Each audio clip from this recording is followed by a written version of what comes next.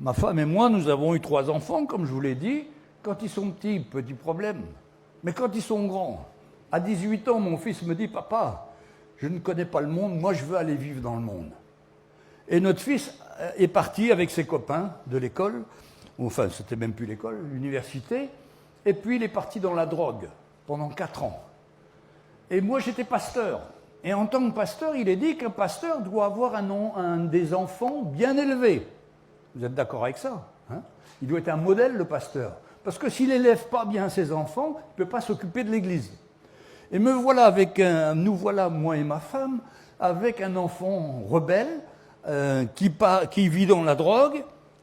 Et un soir, je descends dans la cave, je m'aperçois qu'il y a plein de Game Boy, il y a plein de vélos, il y a plein de petits ordinateurs portables, et tout ça. Et je dis mon fils, mais qu'est-ce que c'est que tout ça? Oh, les copains, ils m'ont demandé de garder ça. Je savais que c'était qu'ils volaient. Pour acheter la drogue, ils volaient les choses. Et je me dis, mais je vais mettre mon fils à la porte. Et à ce moment-là, j'entends la voix du Seigneur, audiblement. Si tu mets ton fils à la porte, tu vas perdre ton fils. Supporte-le, aime-le, fais-moi confiance. Alors, tous les soirs, avec ma femme, tous les soirs, on attendait notre fils. Arrivé vers minuit, 1h du matin, on montait au premier étage de la chambre, et puis on voyait notre fils arriver en titubant. Puis on allait se coucher. Et puis on priait. Et puis, au bout de 4 ans, ma femme a une idée. Il faut écouter les femmes, hein. Elles ont des idées des fois extraordinaires. Elle a dit, là, je crois que ça parle beaucoup ça. Elle a dit, moi je voudrais qu'on invite notre fils, lui payer un billet d'avion pour aller au Zimbabwe où on a un camp de jeunes là-bas, de notre mission.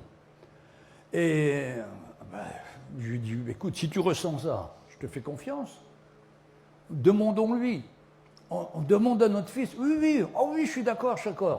En réalité, lui, il voulait aller voir ce qu'il fumait là-bas au Zimbabwe. Mais nous, on était les parents, on lui a mis sa Bible dans le truc, puis il est parti. Le premier jour, il arrive là-bas, il ne vient même pas aux réunions. Le deuxième jour, il était caché dans le fond. Et le troisième jour, il était au premier rang, là devant. Il demandait pardon au Seigneur pour ce qu'il avait fait. Et il prend le téléphone, il dit « Papa, il y a de la drogue cachée dans la maison. Papa, il y a de l'argent. Papa, j'ai plein de choses volées. Papa, maman, pardon pour tout ce que j'ai fait. » Et il a une repentance qui dure au moins 3-4 jours. Il nous appelle du Zimbabwe, il n'y avait pas Internet à l'époque, ça nous a coûté 1 500 € de téléphone. Et ça continuait toujours. Je dis à ma femme, on va aller là-bas. Et alors on était au Zimbabwe.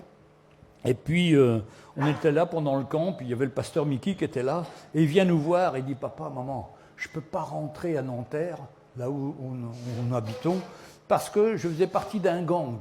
Et si je ne vends plus de la drogue avec eux, ils vont me tuer. » Et là, il y avait le frère Mickey, qui est de l'île Maurice, qui a dit « qu'ils viennent habiter chez moi. » Et c'est comme ça que notre fils est parti habiter à l'île Maurice, et qu'il a été protégé, qu'il sert le Seigneur là-bas, il est un instrument du Seigneur. Et quelle grâce!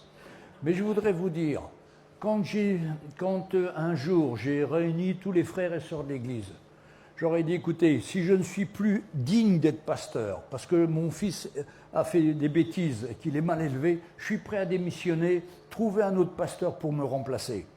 Les frères et sœurs ont dit, non, on va prier pour toi. Et puis le soir même, la réunion se termine, je me mets près de la porte, et là j'ai 15 personnes qui viennent me dire « Ma fille est dans la prostitution, mon fils est dans la drogue, mon petit-fils est ci, ma petite... » Il y avait 15 personnes dans l'église, 15 familles qui avaient des situations difficiles comme cela. Et on s'est mis à prier. Et en 16 ans, 14 des 15 enfants sont revenus au Seigneur. Il n'y en a qu'une qui est parvenue, elle est toujours en prison pour trafic de drogue. Mais on a vu la main du Seigneur. C'est pourquoi Dieu ramènera le cœur, il ramènera le cœur des pères à leurs enfants et le cœur des enfants à leurs pères. Mais voilà, ça commence par le père. Et je me suis toujours demandé, mais pourquoi moi c'est le père? Parce que quand on a des enfants jeunes, notre fils il commence à vouloir faire comme papa, à être plus fort que papa, à mieux jouer au foot que papa. Et moi, mon fils, quand il était petit, il avait 5 ans, il perdait 10-0 au foot. Lui et moi, il disait que j'avais triché. Tellement il était dur. Mais le Seigneur a su le trouver par sa grâce. Et ça nous donne l'espoir à toutes nos familles, mes frères et sœurs. on n'a plus nos enfants, ils sont partis dans le monde. Dieu a un plan pour les ramener.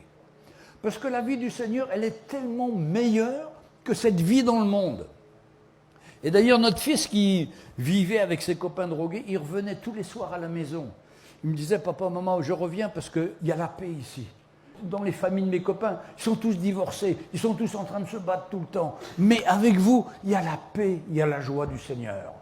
Et ça, les enfants, un jour, se rappelleront de ce qu'ils ont entendu quand ils étaient petits. C'est pourquoi la Bible nous dit, enseigne l'enfant dans les voies du Seigneur. Et quand il sera grand, il retrouvera cette voie du Seigneur. Quelle grâce, mes frères et sœurs!